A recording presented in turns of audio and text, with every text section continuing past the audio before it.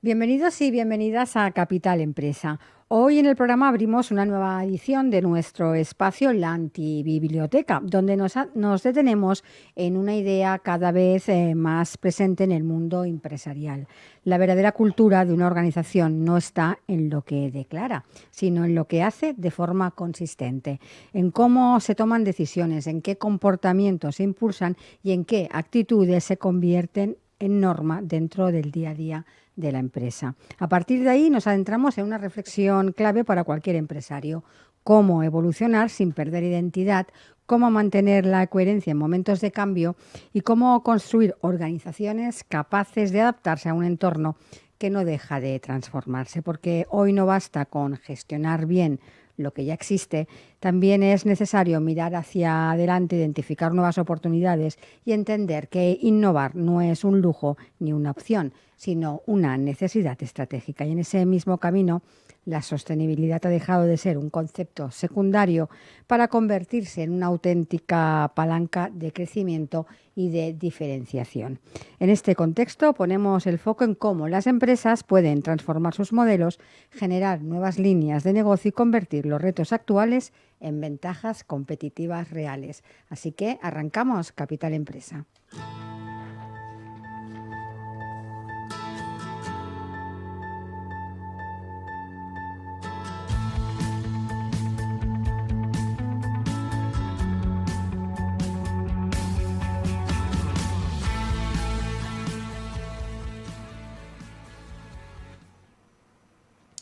Y arrancamos ya el programa con nuestro colaborador, con Diego Torres, en su espacio La Antibiblioteca. Diego, bienvenido. Muchas gracias, Monse. Buenos días. ¿Qué tal? ¿Qué libro nos traes hoy? Pues mira, hoy he elegido un libro que es, si no recuerdo mal, es el segundo de este autor, Ben Horowitz, que es What You Do is Who You Are, que vendría a ser algo así como lo que haces es lo que eres. Es un libro peculiar, ¿no? Porque, bueno, el autor es una persona, no es un académico, no es un escritor al uso, es una persona que estudió informática en Columbia, él es de Berkeley. Y después empezó a trabajar la época justo antes del cambio de milenio, empezó a trabajar en Silicon Valley, trabajó en Silicon Graphics primero, después en Netscape, y estuvo en el nacimiento de lo que era la nube, ¿no? Y montó la primera empresa para explotar esa oportunidad. Todo pintaba muy bien, parecía que iba muy bien, después le pasó de todo, casi quiebran. La redefinió y salvó como una división, y no la salvó mal porque se la vendió a Hewlett Packard por 2.000 millones prácticamente. Bueno, entonces, bien. Y con ese dinero lo que hizo es fundar lo que ahora hoy en día es la mayor empresa de capital riesgo de California, más conocida, la más reputada, que es Andreessen Horowitz. Creo que son unos 45 billones de dólares de fondos que manejan y están detrás del lanzamiento de empresas como Facebook, Airbnb, Google, Skype. Es la empresa de capital riesgo en California, ¿no? Y es una persona pues, que es muy humilde, siempre habla un poco de su experiencia directa, y había hablado de lo que él había vivido, que es más cómo se crea una empresa y los problemas que tienes cuando la lanzas. Y en este libro ha hecho una reflexión más profunda, en la que habla de la importancia no ya de la estrategia, que no se discute, pero de la cultura. Porque si la cultura lo que hace es frenar o mermar lo que es la estrategia, tampoco vamos a ir a ningún lado, ¿no? Y su tesis es muy sencilla. Él hace una crítica de cómo a veces tratan la cultura las grandes empresas americanas, mucho póster, grandes declaraciones, valores muy bonitos. Él dice, no, esto es más sencillo, es el título. Es lo que haces es lo que eres. La cultura tiene que ver con las acciones del día a día, la forma en la que tomas las decisiones. A mí me ha gustado mucho. Es peculiar, ¿eh? Por ejemplo, los ejemplos que pone algunos de actualidad, de empresarios actuales, pero si no se va a figuras de hace un par de siglos, líderes más políticos en situaciones de cambio, y además gente muy peculiar. Por ejemplo, Toussaint Louverture, que es el líder de la revolución en Haití, que tuvo que, después de una revolución de esclavos, que no había disciplina, no había procesos, no había organización, tuvo que crear organización para organizar un poquito la resistencia, acabó ganando al ejército francés, pero tuvo que hacerlo de cero, ¿no? O habla de Shaka Zulu también, en la época de las luchas en África de los zulús, y la organización que creó, partiendo de la nada prácticamente, este líder, Gengis Khan, coge unos líderes muy, muy atípicos, ¿no? Y después lo lleva también a empresarios actuales que todos conocemos de Silicon Valley. Y él hace como un resumen en 5 grandes puntos. La cultura se construye con actos visibles, o sea, lo que haces y lo que se ve públicamente. Los rituales, ciertas costumbres que se elaboran en la empresa importan, porque al final nos comunican cosas. Él habla de la coherencia. Si lo que dices es una cosa y lo que haces es otra, la gente solo se queda con lo que haces, no, ni caso a lo que digas. Y realmente, si quieres ver cuál es la cultura de una empresa, espera un momento de crisis. Lo que hacemos cuando estamos presionados es cuando sale lo que de verdad está, lo que son los valores de las personas que están liderando, ¿no? Y acaba con una especie de corolario que es, no existe una cultura neutral, o sea, siempre hay una. A veces el empresario, si le preguntas, te dirá, bueno, pues no sé definirla, yo creo que no tenemos algo muy... Siempre hay una cultura porque hay unos valores, hay unas cosas que valoramos por encima de otras. La cuestión es, ¿te ayuda a tener éxito, ayuda a implementar la estrategia o va en contra, rema en dirección contraria? Y yo diría que al final este es un mensaje que es importante. Hoy en día yo creo que todo el mundo reconoce la importancia de la organización, del funcionamiento, de los valores, de la cultura que estás creando en la empresa, pero hay muy poca información, hay muy poca guía sobre y eso cómo lo gestionamos. Y nos lo baja a un terreno muy, muy tangible, ¿no? Pues lo gestionas con lo que haces en tu día a día. Me parece un libro apasionante. No sé, realmente no estaba traducido al castellano todavía. Creo que ahora ya está o estará a punto de estar. Pero al que tenga interés me parece que es un gran libro para este tema. Diego, el autor nos afirma, como ya bien queda claro en el título, que la cultura no es lo que dices, ¿vale? Sino lo que haces realmente en tu día a día, ¿no? ¿Por qué crees que tantas empresas todavía siguen confundiendo la cultura empresarial con la lista de valores? Mira, yo creo que esto es algo que se puso de moda, debió ser a no sé, finales de los 90, alguna gran empresa, por ejemplo, Hewlett Packard fue de las primeras que se dieron cuenta que tenían una forma de trabajar que era un poco peculiar y se puso en unos pósters en el hall de la empresa. Y aquello tuvo tanto éxito que muchos quisieron copiarlo. Pero claro, tú no puedes poner unas palabras bonitas y ponerlas en el hall y estás transformando nada. La empresa es lo que realmente hace en ese día a día. Y desde entonces venimos copiando esta forma de trabajar. Nos gustaría tener unos valores muy bonitos, pero después la realidad se impone. Y yo creo que además esto es perjudicial. O sea, si tú dices cosas que no son la verdad, lo que consigues no es algo neutro, consigues desmotivar a la gente. Pero este es nuestro día a día. Comentabas que en el libro se utilizan ejemplos históricos que nada tienen que ver con el mundo de la empresa. Personalmente, ¿cuál te ha parecido más sorprendente y cuáles se pueden aplicar hoy a la empresa? Mira, me han gustado estos 3 que mencionaba, que son líderes históricos en momentos de creación de nuevos, no sé cómo llamarlos, organizaciones políticas nuevas, porque los 3 líderes partían no tenían nada. O sea, tenían que crear una organización, implantar una disciplina donde no lo había, crear procesos donde no habían existido nunca. Y eso se parece muchísimo a lo que tenemos que hacer cuando creamos una empresa. No partes de algo que ya funciona y que tiene una historia, sino que lo tienes que crear de cero. Los 3, al principio no los entendía, y dices, bueno, ¿y por qué este personaje, no? Pero después te dabas cuenta que es difícil encontrar un ejemplo histórico bien documentado donde realmente el líder parte prácticamente de cero para crear una organización. Y por mucha estrategia que tuviera, sin esa organización detrás respaldando, no hubiera podido conseguir los resultados que consiguieron. Me han parecido bien escogidos por este motivo. ¿Cuál crees que es el mayor error que suelen cometer los directivos cuando intentan transformar la cultura de una empresa? A ver, primero yo creo que hay un tema que es la confusión de lo que es un valor y lo que no lo es, ¿no? Un valor no es aquello que te gustaría que fuera el valor. Un valor es lo que valoran aquellas personas que están al frente. Y serán más bonitos o menos bonitos, pero si tú quieres saber cuál es, simplemente observas al líder y miras a quién ascienden, a quién no, a quién le da palmadita en la espalda, al final, y sobre todo, en lo que decíamos antes, a quién felicitan cuando las cosas van muy mal, en momentos de presión, cuando realmente actúas de forma casi instintiva.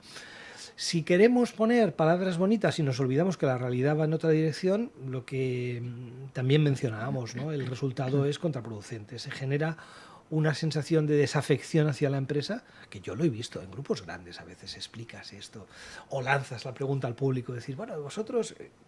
Recuerdo una vez que estaba con mucha gente de mandos directivos medios de empresas grandes. Y les decías, bueno, ¿y cuáles son los valores de la empresa? Y algunos se lo miraba en la web y te los decía. Oye, pues qué bien, ¿no? Por las mañanas debes ir fantástico al trabajo. Y dices, no, que va, es lo contrario de lo que dicen. Esto es terrible. Al final, restas mucho haciendo esto.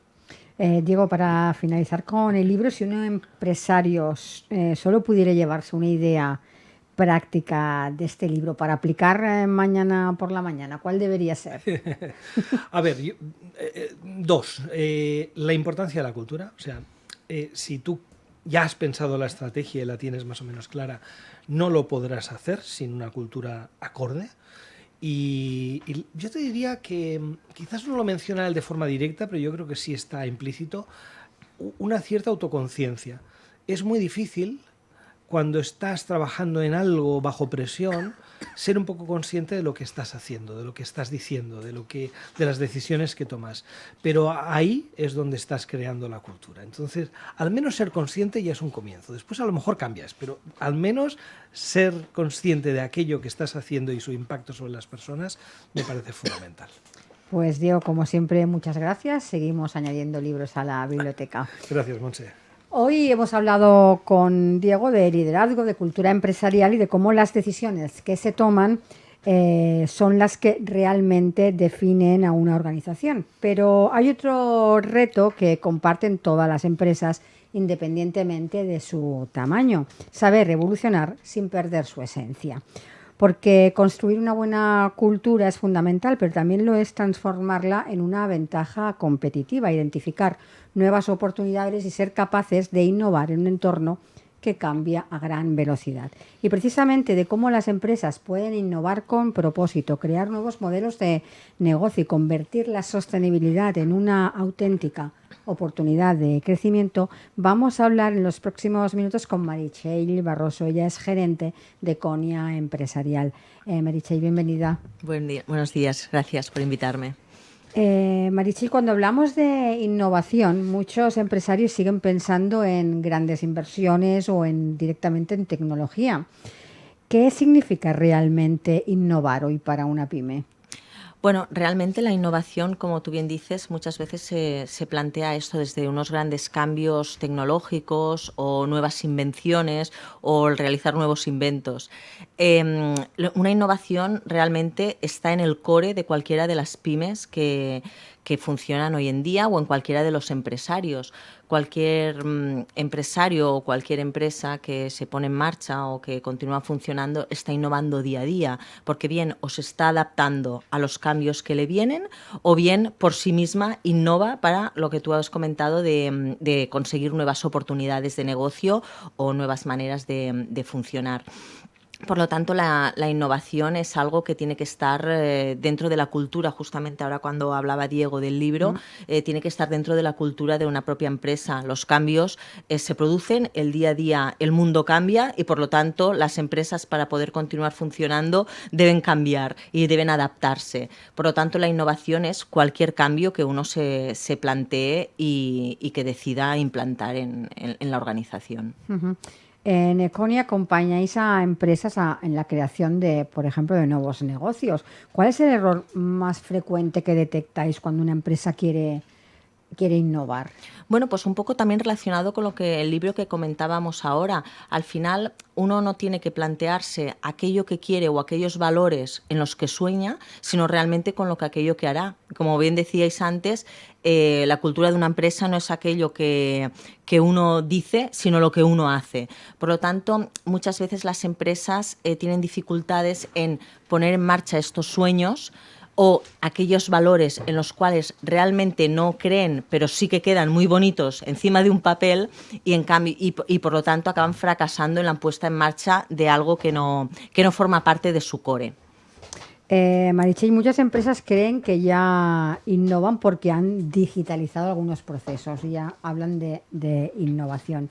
¿Cómo podemos distinguir una mejora de una verdadera estrategia de innovación en una empresa? Pues justamente esto, en lo que realmente están los valores de la empresa. La digitalización no deja de ser una herramienta para probablemente llegar a una innovación, pero es una herramienta más. Con lo cual, si esta digitalización no está integrada en la cultura de la empresa o no sirve para que la empresa haga un salto adelante sobre alguno de sus aspectos, pues al final eso se queda en una pura herramienta, como puede ser utilizar el Word, ¿no? Dijéramos, así en palabras muy fáciles. La innovación es algo más. La innovación justamente tiene que formar parte de esta cultura de empresa en tus procesos, en tu organización, en tus productos, en aquello que en tu propio core, en tu propia esencia de empresa sirve para algo. Uh-huh.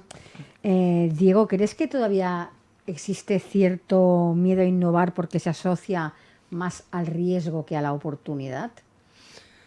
A ver, sí, siempre innovar es mucho más arriesgado. Pero tampoco es bueno siempre, digamos, criticarlo. Yo hice un estudio hace años sobre qué tenían más éxito en empresas de servicios grandes en España, era la investigación, ¿no? Pero la pregunta de investigación era, ¿qué es mejor, explorar o explotar? ¿Lanzarte a innovar en algo nuevo o ser prudente y explotar tu modelo de negocio cuando está funcionando y solamente... Y es curioso porque no había un resultado muy claro, pero en todo caso apuntaba algo más al explotar es mejor. ¿Cuál es el tema? O sea, las investigaciones posteriores ¿a qué apuntan? A que cuando algo funciona, el foco es bueno que esté en sácale provecho a eso y optimízalo. Uh-huh. Pero al final se agota. Todo mercado, toda oportunidad de negocio. Cuando estás próximo al agotamiento, tienes que dar ese salto. Uh-huh. Ahora, claro, fallas más cuando das un salto hacia lo desconocido. Entonces, a mí no me parece mal que el empresario medio tenga un cierto miedo a innovar. Hay que pensarlo bien. La cuestión es si ese miedo te paraliza y no te deja dar el salto cuando hace falta o simplemente te ayuda a ser prudente en cómo lo haces, ¿no? Uh-huh. Meritxell, cuéntanos un poco qué es lo que hacéis en Econia Empresarial. Bueno, pues Econia Empresarial somos una empresa creada en 2007 de ingeniería y consultoría ambiental. Nosotros tenemos dos ramas de negocio diferenciadas. La primera es la de ingeniería, precisamente, en la cual lo que hacemos es ayudar en todo lo que sean procesos de autorizar y conseguir nuevos permisos que necesitan las empresas, sobre todo centrado en pymes y sobre todo empresas que tienen un alto impacto o pueden tener un alto impacto ambiental.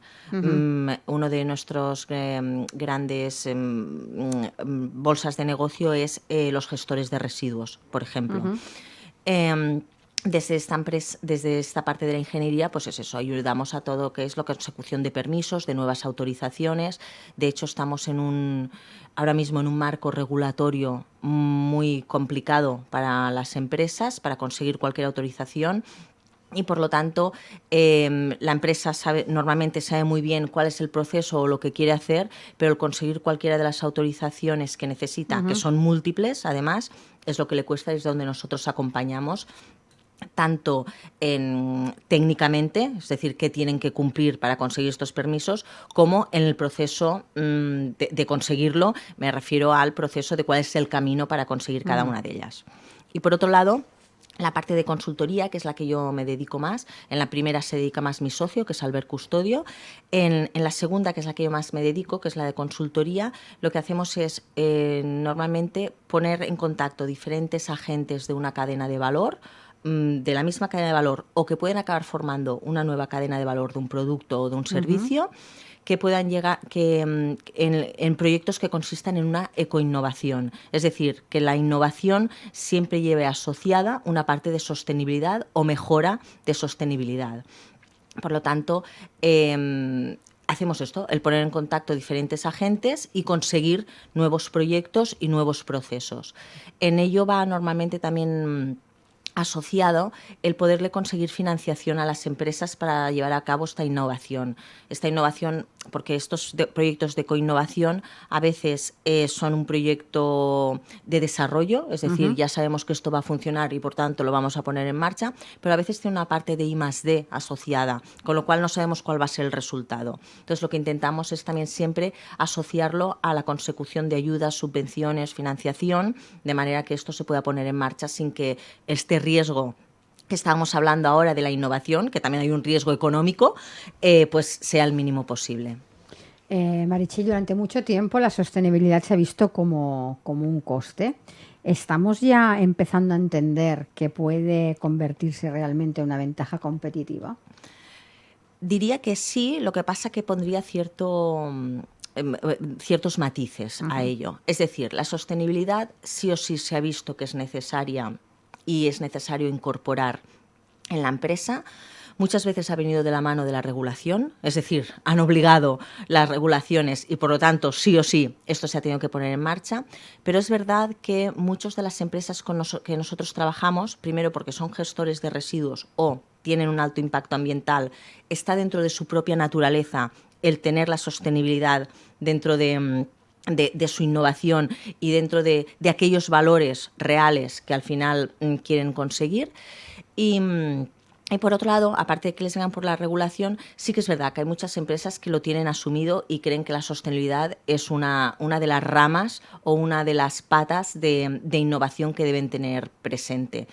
No solamente por regulación, sino muchos de los empresarios con los que trabajamos se han dado cuenta, igual que nos hemos dado cuenta cualquiera de nosotros, en los aspectos de cambio climático, ¿no? Por ejemplo, y estos comentarios de, bueno, es que cada año hace más calor, es que cada año las lluvias son más torrenciales, es que una vez uno lo empieza a sufrir en sus propias carnes, no solo como persona, sino como empresa, porque muchas empresas, sus productos, sobre todo si tienen algo que ver con materias primas naturales, etcétera, vienen ligados a estos cambios. Y por lo tanto, todo ello ha hecho que al final las empresas sean conscientes de que la sostenibilidad, bien por regulación, bien por la propia naturaleza, debe ser algo que tiene que estar dentro de esta innovación y dentro de esta cuenta de resultados como algo ya propio de la propia organización. Una pregunta que os hago a los dos. En estos momentos, ¿qué diríais que está impulsando más el cambio a raíz un poco de lo que nos comentas? ¿La regulación? ¿Los clientes que muchas veces en algunos sectores empujan también hacia esa sostenibilidad? ¿O la propia visión de los empresarios? En este momento, ¿dónde nos encontramos? Pues yo te diría que no sé responder.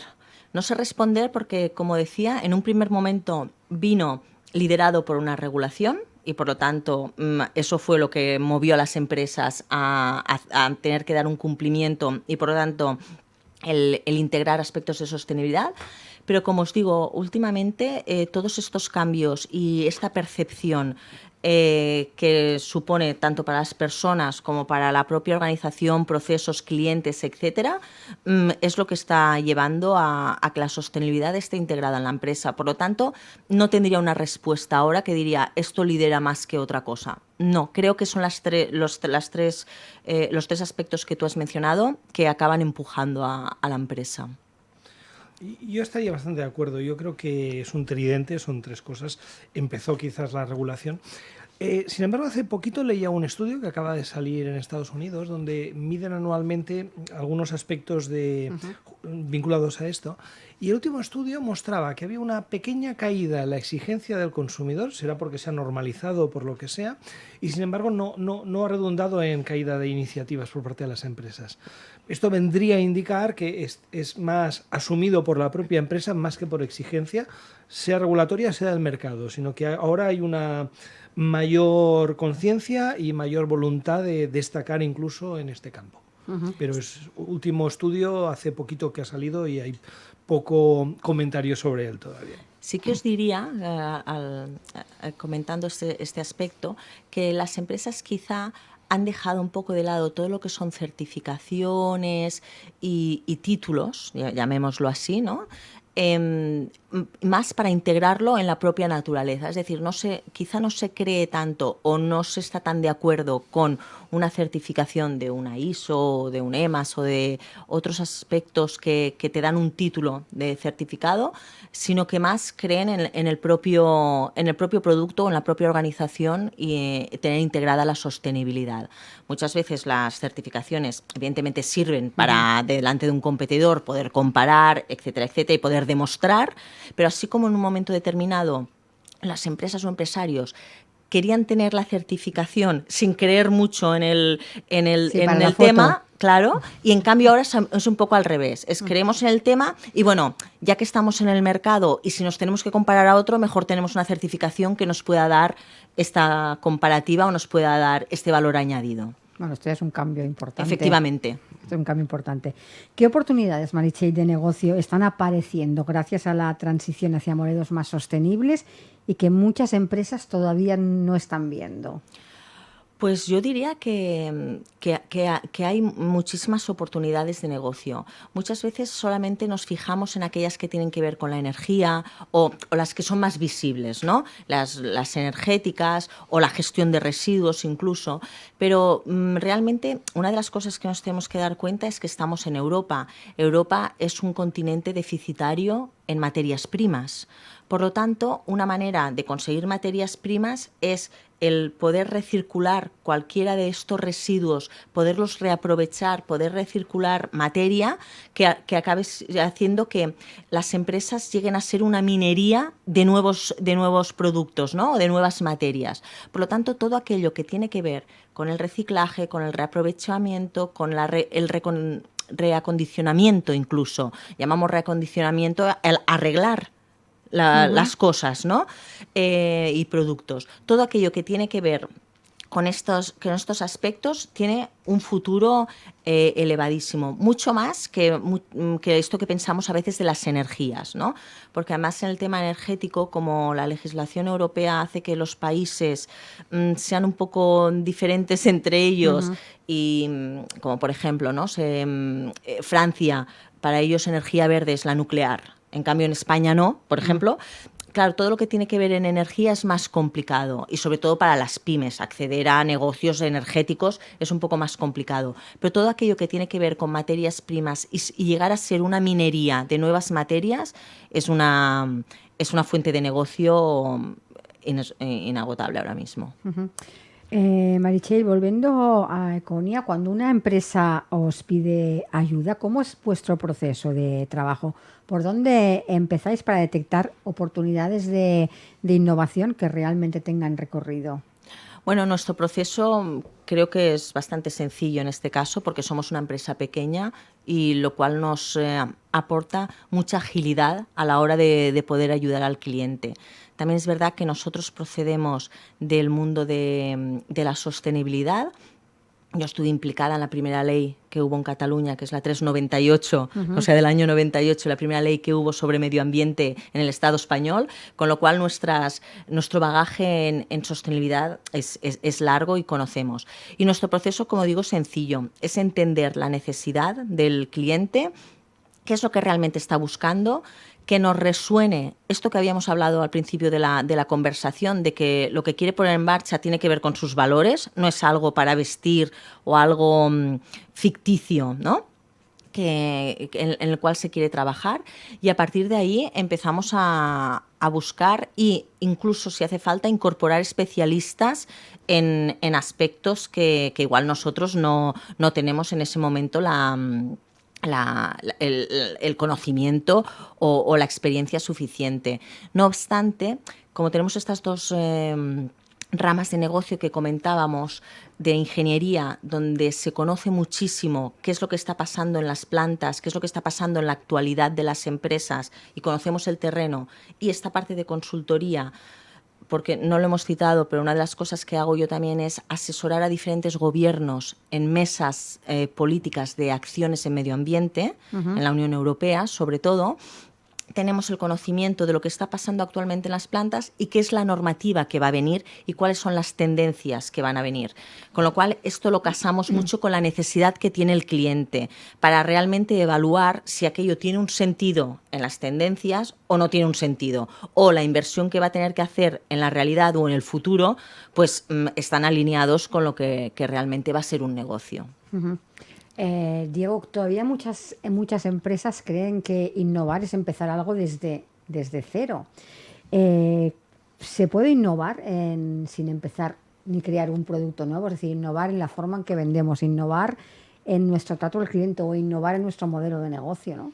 Yo creo que sí. De hecho, a ver, lo que creo que somos buenos los humanos muchas veces es darle nuevos usos a ideas que ya estaban allá. Cuando tú estudias la historia de casi cualquier campo, te das cuenta que los avances vienen a veces de conexiones poco habituales, pero pocas veces de cero. Y en la empresa, que tenemos por obligación que ser muy pragmáticos, me parece que hay poco lugar a inventar radicalmente de cero. Pero es que no es una innovación de menor calidad. O sea, justamente esas conexiones nuevas entre ideas o aplicar cosas que las habías utilizado en otro campo es de lo que suele dar mejor fruto. Pensamos por analogía. Entonces, todo lo que sea potenciar eso, yo creo que al final acelera y hace más prácticas, más reales las cosas que hacemos. Marichel, se habla mucho, y tú también lo comentabas, de inteligencia artificial, de digitalización, de economía circular. ¿Qué tendencias crees que van a marcar la competitividad de las empresas durante los próximos años? Pues efectivamente estas que has mencionado. La digitalización es un hecho y no es nada nuevo. Sí que es necesario la integración de esta digitalización en los procesos más profundos de las pymes, sobre todo.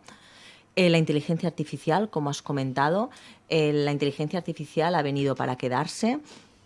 Existe una cierta reticencia en el uso de la misma, cuando hablamos de pymes, sobre todo, porque parece que va a destruir sitios de trabajo y va a cambiar, pues efectivamente es una disrupción, va a cambiar la manera de trabajar.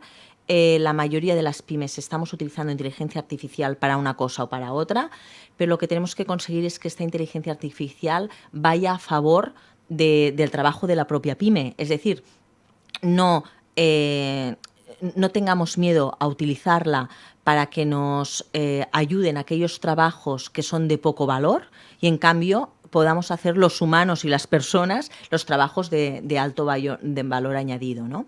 Y el tema de la economía circular, efectivamente, pues es lo que comentábamos antes, ¿no? Todo lo que sea reaprovechamiento, reciclaje, la consecución de nuevas materias primas, aunque sean recicladas o reaprovechadas, es un campo que es fundamental ahora mismo para todas las empresas y todos los negocios.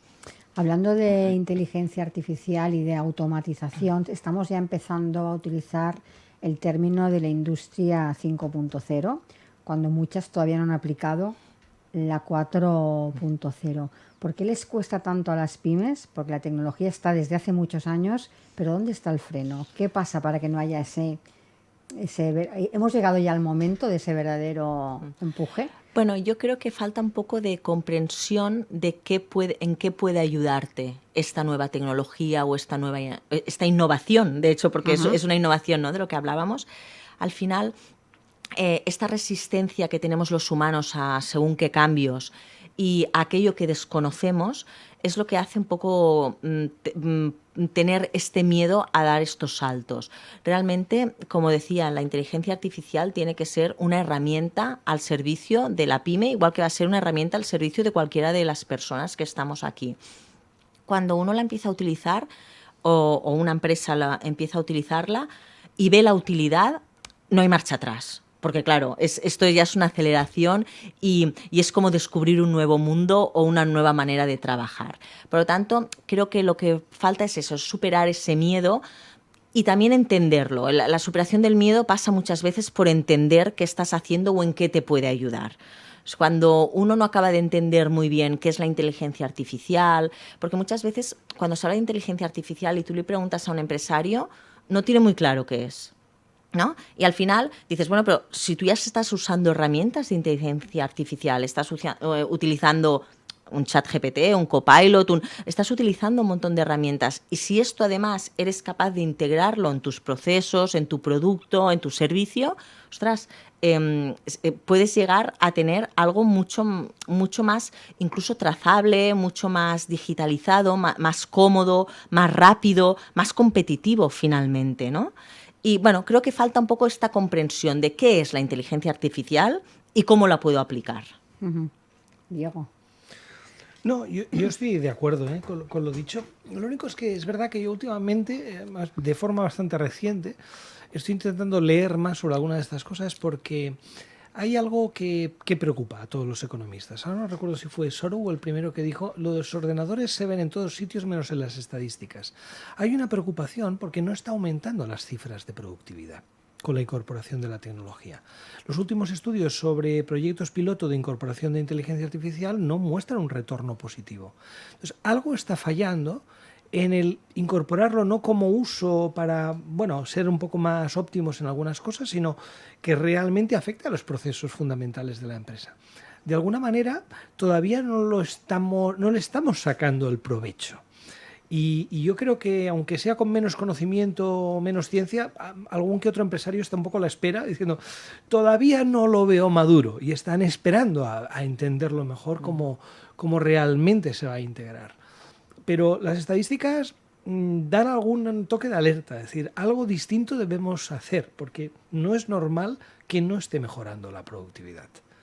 Pero bueno. Sí, porque herramientas de lo que se dice, ¿no? De verlas haylas para que la te ayude en términos de productividad, ¿no? Con lo que comentaba Diego, no solo de gestión, porque parece que ahora la inteligencia artificial se queda en la oficina.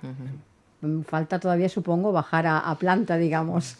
Bueno, falta integrar en estos procesos que comentábamos, pero sea procesos de robotización, sea procesos de trazabilidad, de mejora de la calidad, etcétera, etcétera. Es decir, es que como es un mundo tan grande, tan amplio y tiene tantas aplicaciones, lo que sí que creo es que cada uno tiene que buscar aquello que le va bien. La inteligencia artificial, como digo, es un mundo abierto absolutamente y puede servir para todo o para nada. Por lo tanto, cada uno tiene que encontrar para qué le va a servir a él y en qué le va a ayudar a su empresa. Y quizás este paso, el que falta, ¿no? El poder entender en qué me puede ayudar y cuál va a ser su uso específico para mi empresa. Pero realmente efectivamente ahora mismo quizá se ha quedado un poco en la superficie de análisis de datos, gestión, administración, como tú comentabas, ¿no? Pero cuando esto realmente se haga aterrizar en el core de las empresas, en su productividad, en su producto, en su servicio, es donde tiene que dar el salto. Diego, hablábamos también con el libro un poco del liderazgo, ¿no? De esa cultura empresarial. ¿Qué tipo de empresarios crees que tendrá más posibilidades de crecer en este nuevo escenario? Bueno, yo creo que justamente en las épocas de poco cambio, lo que domina es la administración. Si te fijas en los nombres de las escuelas de negocios que llevan un cierto tiempo, casi todas tienen por ahí una A de administración, ¿no? Porque en épocas en las que el mundo cambiaba menos, bueno, lo que hacía falta es administrar bien, de forma eficiente, aquello que tenías. En los momentos actuales hay un elemento de exploración, ¿no? de descubrir cosas nuevas, de cambiar desde cero, mucho más importante. Y ahí requiere un tipo de personas al frente distinto. Todas esas tipologías de directivos son necesarios.